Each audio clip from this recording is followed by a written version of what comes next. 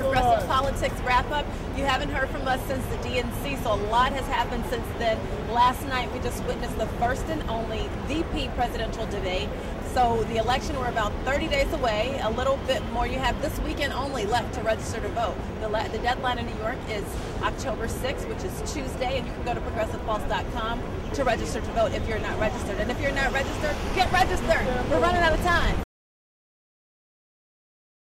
Sarah Palin has not been willing to cooperate with the Troopergate scandal. Her ex-brother-in-law was fired, and she didn't want to speak up and tell the details of it because of her sister that they were looking into. It's kind of faded away a little bit now, but we know that it's there.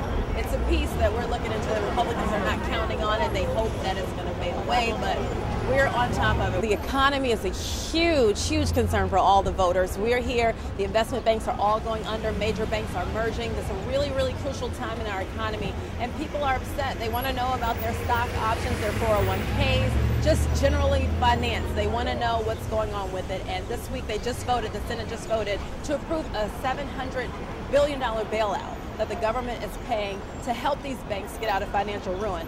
Voters are upset. Right now, we're here live in Times Square. We're going to hear what the viewers think. We want to hear what the voters have to say after last night's vice presidential debate between Joe Biden and Sarah Palin. Hi, I'm here with Jeff, and he's just going to give us his comments on last night's VP debate. What did you think last night?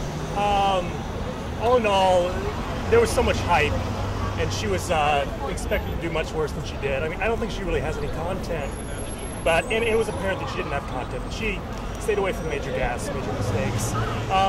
And in all, I don't think she's going to help the team, but she's not going to hurt anything. I think it was really good. I think Governor Palin really came out really strong, so she did. Before, she was weak. Everybody was attacking her, criticising her, that all her policies were weak. But during the debate, I think she came across very strong, very astute, very smart, really. So what did you think about last night's VP debate? I almost fell asleep. I was bored to death. That's pretty much all I have to say. Do you think that Sarah Palin has changed anybody's minds based on her performance last night?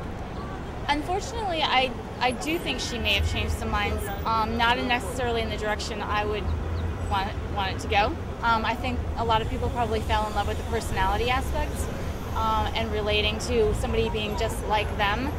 But I'm a little concerned that maybe we don't want someone just like us as our president in the White House or next to the president in the White House. I felt like Palin did a really good job, and that she probably pulled more voters towards her. I thought she was great. I thought it was very good on Biden's part and underwhelming on Sarah Palin's part. It was just a matter of her not answering any questions whatsoever and using condescending, folksy language for a good 45 minutes. And I don't appreciate that. What do you think? Do you think she recovered from her interview with Katie Couric, or? Well, I think that interview definitely set really low expectations. So,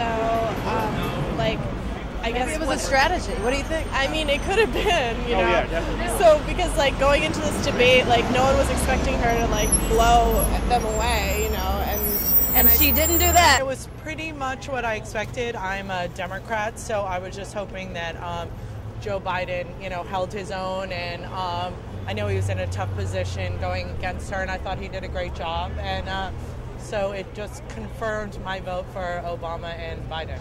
Okay, folks, so you heard it here. All the mixed reactions of the viewers from last night's vice presidential debate. Some loved Palin, some were unimpressed, but we are just going to urge everybody to register to vote. If you're not registered to vote, we are about 30 days away from the most historic election in history. So we need everybody to register to vote, and make sure you go to progressivepulse.com to log on if you're not. So next week, we're going to be live once again, getting viewer responses live after the second presidential debate between Senators Barack Obama and Senator John McCain. This is Kimberly Hayes with Progressive Pulse, live in Times Square, right after the first and only vice presidential debate. What did you think?